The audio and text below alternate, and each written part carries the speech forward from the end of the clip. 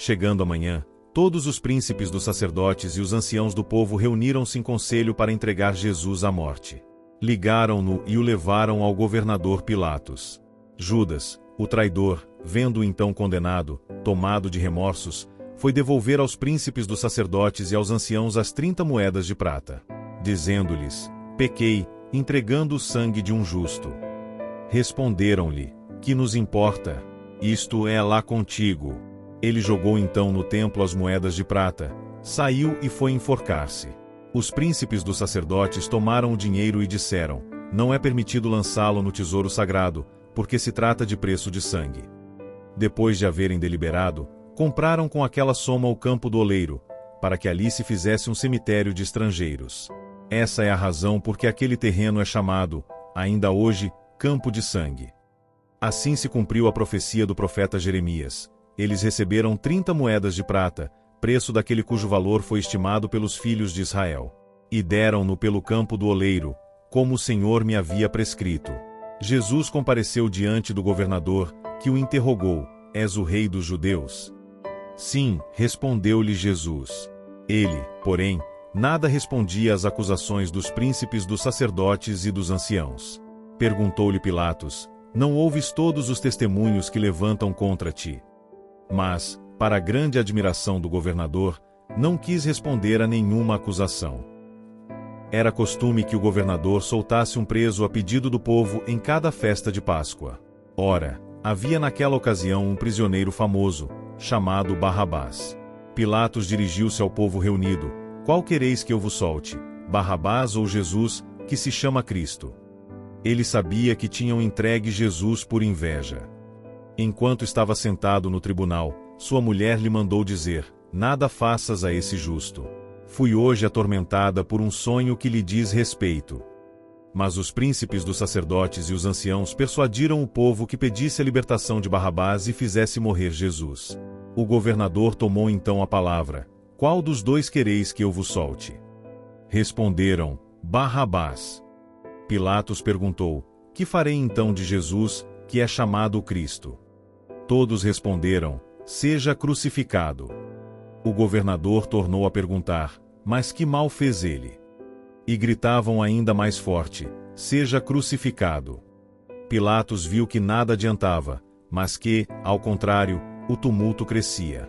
Fez com que lhe trouxessem água, lavou as mãos diante do povo e disse: sou inocente do sangue deste homem. Isto é lá convosco. E todo o povo respondeu: caia sobre nós o seu sangue e sobre nossos filhos. Libertou então Barrabás, mandou açoitar Jesus e lhe entregou para ser crucificado. Os soldados do governador conduziram Jesus para o pretório e rodearam-no com todo o pelotão. Arrancaram-lhe as vestes e colocaram-lhe um manto escarlate.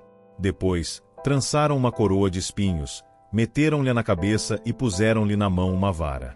Dobrando os joelhos diante dele, diziam com escárnio: salve, rei dos judeus.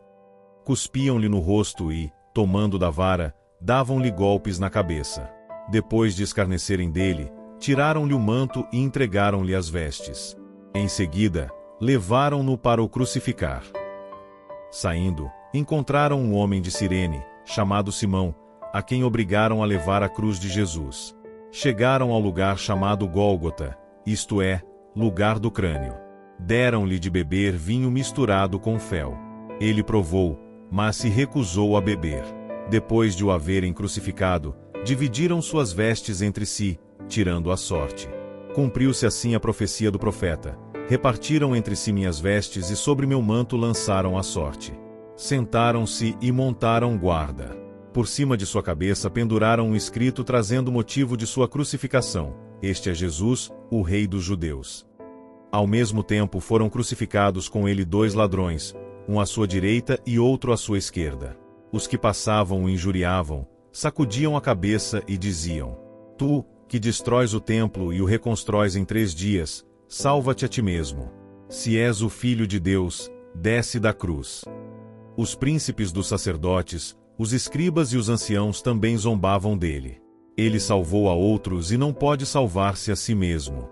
Se é rei de Israel, desça agora da cruz e nós creremos nele.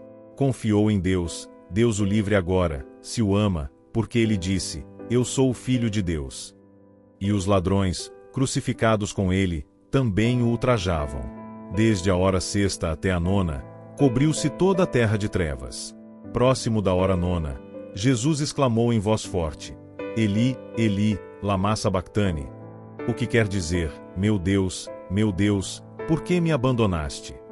A essas palavras, alguns dos que lá estavam diziam: ele chama por Elias.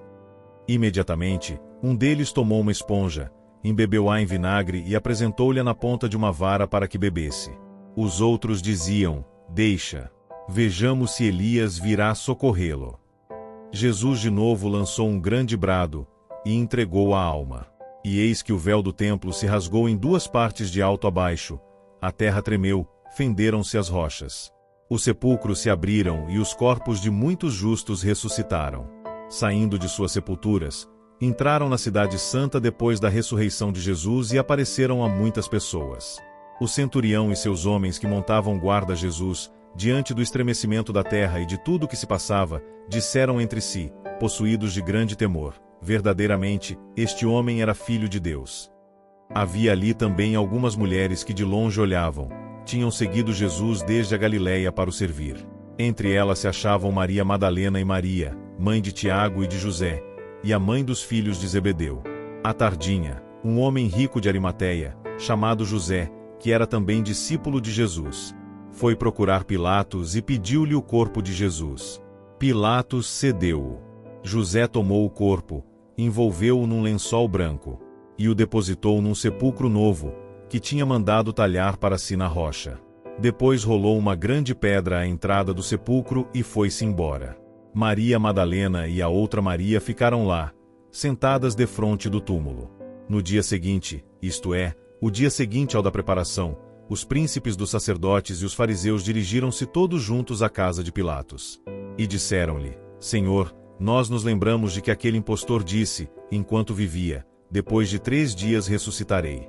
Ordena, pois, que seu sepulcro seja guardado até o 3º dia. Os seus discípulos poderiam vir roubar o corpo e dizer ao povo: ressuscitou dos mortos. E esta última impostura seria pior que a primeira.